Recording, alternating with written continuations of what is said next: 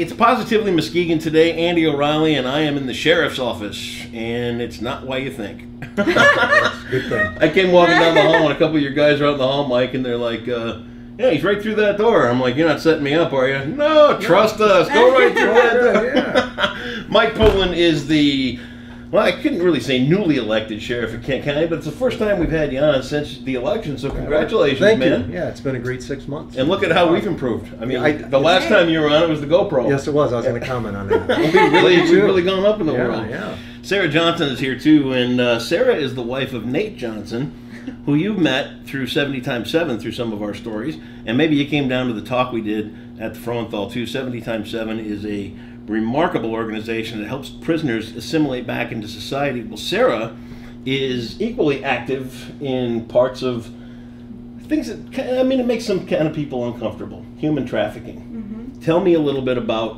human trafficking. Yeah. Tell me, as I've never even heard of it, what would you tell me? Yeah. Well, there's a lot of things I can tell you about human trafficking. Well, one, I work with the Hope Project. I'm the director of programming there, and we work with survivors of sex trafficking. And so we help women who've been forced into prostitution and children who have been pimped out at a very young age, either some starting at 4 years old. That happens here. Yeah. Yeah. Seriously. How do these things not get seen more? Why is it so... You know what I mean? Why is it that way? I think one, people don't really want to talk about it because it's an ugly issue, and you're talking about kids being sexually abused over and over and over again, and someone else is getting paid for them to be sexually abused. No one really wants to talk about that. Right. And so I think that's one reason. And the other reason is actually human trafficking didn't become a law in our country until the year 2000. Really? So yeah, for the first laws against human trafficking. And so now, I mean, there's a lot more awareness going on about the issue, because when we raise awareness about what human trafficking is, I mean, it leads to intervention, prevention, and then restoration, and of course, identification of victims. It's so taboo. How often, I mean, as a law enforcement agency, how often do you end up having to deal with this kind of stuff? Well, and that was the important role that the sheriff's office got involved in this, because you ask as a law enforcement community, how often do we see it? Yeah. The problem is it's still so new for law enforcement. We're not recognizing it when it happens. Okay. And so I know I really got on board here and talking with Sarah, because this is throughout the U.S. and it's a Michigan thing, it's a West Michigan thing, and it's a Muskegon County thing. Mm-hmm. And we need to address that, and we need to make sure that our officers are trained appropriately on those cues and those things to look at when they're investigating crimes, right? Because the young lady that might be out there, or even the young man, I guess for that matter, who's dealing in prostitution, it may not be on their own accord. It may not be their decision that they're out there. Yeah. All right, someone's holding something over them. I mean, they're basically a prisoner. Yeah, right? slavery. Yeah. So we, this is it was very important to me, and that our staff and that the law enforcement community was getting the information, the appropriate information that they needed to help out. When I hear human trafficking, I picture like an abduction. I picture somebody getting shanghaied on a boat and sent to someplace else where they don't know anybody. Is that really how it goes? Not necessarily here. Okay. It could happen like that, but I don't think that is as common as what most people think. Really, I mean, the traffickers are most likely someone that you know. Whether it could be a boyfriend that eventually has his girlfriend doing sexual favors for him, and then eventually has his friends participating in that, and then the boyfriend turns into a pimp. Yeah. And so, I mean, if someone has a lot of trust in that person, and then it's just... And then it's too late to get out. Yeah. Well, I mean, they still are able to get out depending on the situation. Right. But yeah, I mean, I think someone being kidnapped, that's very... It's not as likely as someone being groomed. So into a trafficking it's not situation. like we saw in the movie Taken, where the girl is and then gone off to some other foreign country or things like that. These are just people that you know and I know that end up in these situations, and they're stuck. Oof. Yeah. It's a sad reality that's going on here, and it's going on anywhere. Yeah. Give me some signs. some things to look for. Yeah, how do we start to identify this kind of stuff? I mean, Poland's in here with, you've got a benefit coming up, and we're going to get to that. Yep. That's the positive aspect of all this stuff. But how do we find help? Where do we start? Yeah, good question. Hey, Yeah. come up with the good questions. That's why they gave me the camera. Yeah, that's good. So, I mean, it can start as young as elementary school or high school. So some signs to look out for if someone's in school is if someone is withdrawn and if they're fearful. Yeah. If they have bruises on their body, or if they have, they can tell that they have medical care hasn't been provided for them. Yeah, that it's been neglected. Those are some different things, very similar to abuse, sexual abuse, things to look out for. Okay. And then another thing would be tattoos as well, because sometimes a pimp or a gang, even if they're trafficking someone, will brand their girls with a tattoo, either their name or their gang symbol. I mean, that's another thing to be that goes on here. Yeah.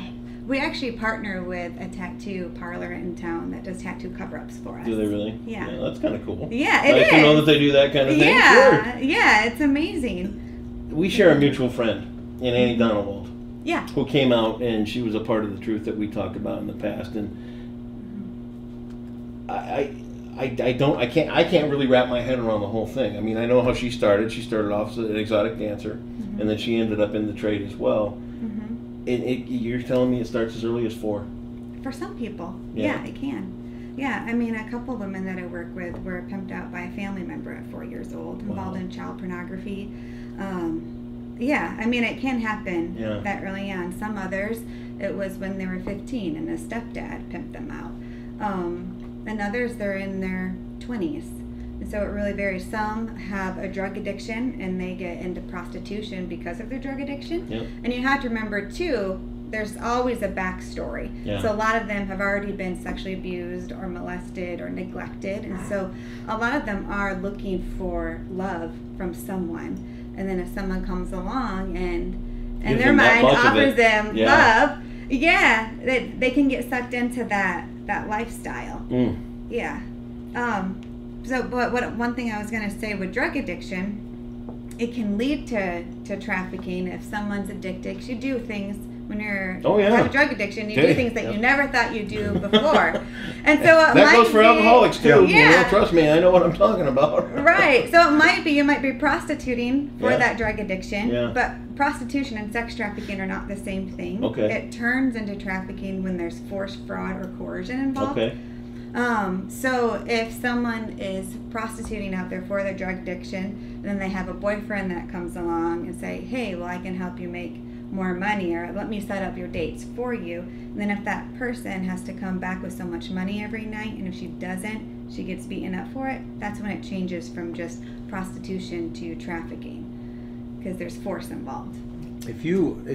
But just to jump onto that right there, if you go to Lakeshore Task Force Facebook page or their website, I believe these documents are on there. Okay. And there are some indicators, red flags for parents. We'll link all that here. Yeah. And stuff on that, and some tips to stay safe with some more information. When you guys stumble on this kind of stuff, how is it to work with the victims? Well, you know, we Muskegon County, it was just this last year, had its first successful case. The individual was charged with that. It wasn't a county case, but you know, I guess kind of, you know, it's a sensitive subject, and you got to know how to talk to people. Well, that's part of the training. Because you know, there's a whole element of this thing too, where the victim would be ashamed. To a degree, you know, and apprehensive of law enforcement. That's really, and those officers need to understand that. You know, because you know they may not be treated or talked to the same way, and they have to talk to back. Unbelievable. Tough. So this is here. It's a reality. We're dealing with it on a daily basis. You've got organizations and all that kind of stuff. Take some funding, I would imagine, and that's kind of where the whole Positively Muskegon angle will come in on this. Talk about what's coming up, Mike. Well, you know, and when we first started with the group after, you know, when I got elected, and we met with the task force and, you know, jumped on board, and you know, they've had some great public forums that, you know, and all this stuff does cost money, and then to get people trained and all that kind of stuff. So, The Sheriff's Office every year has a golf outing. It's the Bill Saylor Memorial. Bill Saylor was a deputy here at the Sheriff's Office. This is actually the 25th year since he's passed. Okay.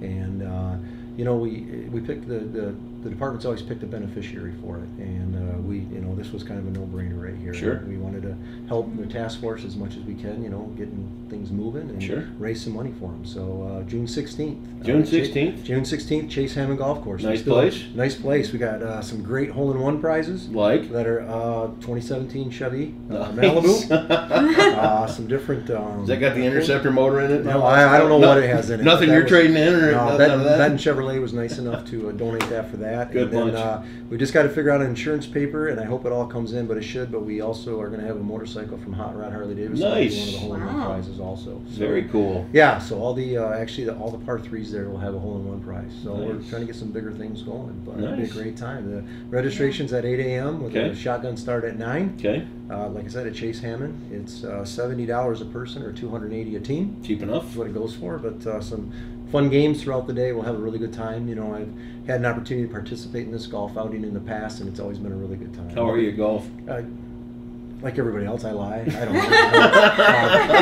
Not that good. I'm not going to be golfing this year. I am sponsoring a team. My son and some of his friends Yeah. are playing in, but because I'm going to work at the event that day. I always tell them I'm no good at golf, but I'm really good at the cigar. I'm driving my wife around with a nice big cigar. There you go. Golf Yeah. course. So we're quite excited, and we're, you know, anything we can do to help benefit the program. task force, So, yeah. The work that you do throughout the rest of the year. Talk. I mean, Yeah. let's say somebody's out there watching this right now, Mm-hmm. and they're in these shoes.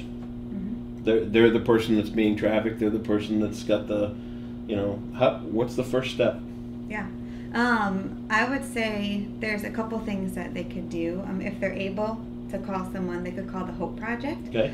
We work with survivors of sex trafficking, and our number is 231-747-8555. Okay. I can give you that Okay. info. So, I mean, they can get connected with us, and then we'll connect them with the right resources in our town. They could also call the Human Trafficking Hotline. Okay. That's also available for them. I mean, if they're in danger, I would encourage them to call 911. Yeah, absolutely. I mean, Yeah. that would be the first thing if they want to get out, and that I think that would be very important. From your end of things, let's say they make that call to 911. Well, I mean, you know, they make the call. You guys show up. you know, and the important thing is that our law enforcement community understands the type of call that they're going to, so Yep. they're, you know, talking and addressing this, you know, appropriately. But our, you know, the law enforcement community here in Muskegon County, we have the information, and Yeah. just like if an individual is reaching out on their own, we're going to do the same thing. Yeah. So, yeah. Cool. Good Yeah. stuff. And it's really neat. As a task force, we're connected with a lot of agencies in A town. lot of Yeah, agents. lot. Yeah, because I mean, at Hope Project, we realized we couldn't solve the problem of human trafficking all by ourselves. Right. That's why we started a task force. And so we have Every Woman's Place on board, and they're willing to, they take calls in the middle of the night, and they want Yeah. to help as best they can. We have Bethany Christian Services, the Pregnancy Center, the Prosecutor's Office. They come to our meetings, Planned Parenthood, Pathways, Help Pathways. West. I mean, Yeah. there really Sure. are quite a lot of organizations that are part of this task That's a force. great I want to thing. say there's over 20. Over 20. That's Yeah. that Well-attended come, meetings. all Yeah, in, yeah, in everybody's- Muskegon County, and so we can help get. I mean, we can refer them somewhere, Somewhere, yeah. that will help them. But if they Yeah. make that call, they're going to be safe. They're going to be away from their assailant or whatever we call the guy, pimp or whatever. You're going to get them out of that situation and done right yeah, then and we're there. going to do the best we can. Yes, we can. You have to Yeah. work with them. That's awesome. That's Yeah. great work. Absolutely. What do you want to leave us with, Sarah? Any more thoughts? I would say to come out and Yeah. share it on Facebook. Well, share yeah, the we'll do event. that. I mean, yeah, we'll share the event. We'll get that I out and mean, around. But Yeah, it's such a taboo subject, and it's so hard for people to make that first step. Well, I would say get educated. yeah, Because I'm sure a lot of people listening to this, maybe they've never even heard of human trafficking. Right. I first heard about it when I was in college, and Yeah. so I mean, do your own research, look into it, Yeah. and then see how you can get involved. and realize it's here. Yeah. It's not somebody else's problem. It's hard to believe it's right here. Mm-hmm. Incredible. Well, guys, you're doing great work. I can Yeah, tell you that. thank you. You are going to host it. What you got? Well, I just want to ask for the golf outing, if Yeah. people can make it, that they go to the Sheriff's Department Facebook page Okay. here in Muskegon County, and there is on the events link in there. It has its own event. Put it right there. And there's a registration on there. that All they can call already and take care of. Yep. We'll link it up right here for you. Fabulous. Mike, congratulations, Thank Sarah. you. Nice to see you. Yes, Tell you that too. husband of yours I said hi. I will. Well, if he keeps up the good work, I think we'll get this town turned around. That's All right. Nice job. Thank you, Great, Sarah. Thank thank you, Mike. you. Thank you. All the details are right here on Positively Muskegon.